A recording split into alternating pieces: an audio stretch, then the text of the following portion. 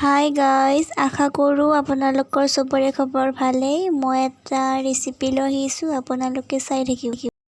এয়া চাওক, ইয়াত মই দিছোঁ আধা কাপ বেচন, তাৰপিছত হালধি এচামুচ, নিমখ মানে পৰিমাণ আৰু আপোনালোকক যিমানখিনি নিমখ লাগে সেইমতে মই লৈ লৈছোঁ।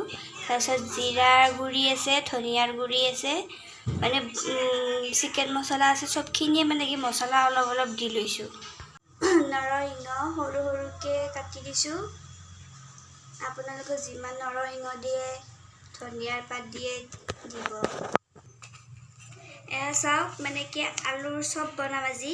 আলুৰ চপ বনাবৰ কাৰণে মানে কি ধুনীয়া মানে টেষ্টি লাগিবৰ কাৰণে মানে অলপমান ফুৰিবৰ কাৰণে বেকিং চ'ডা দিছোঁ। আপুনিয়ে দিব আৰু পৰিমাণে।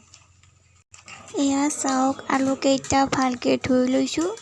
এতিয়া ৰুকনিখনেৰে ৰুকি আছোঁ। তাৰপিছত আৰু আপোনালোকে চাই থাকিবচোন।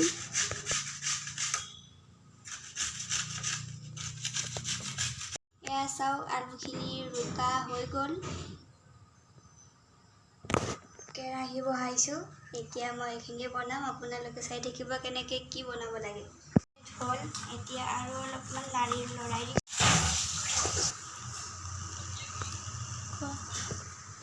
ইয়াত আলুখিনি দি দিছোঁ। এতিয়া ভালদৰে পূৰা লৰাম।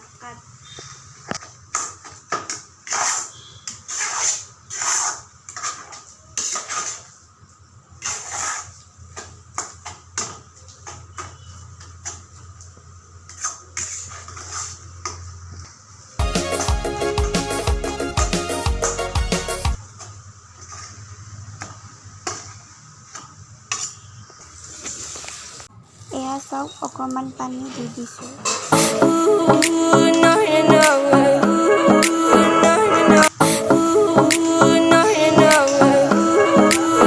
হ'ব লাগিব।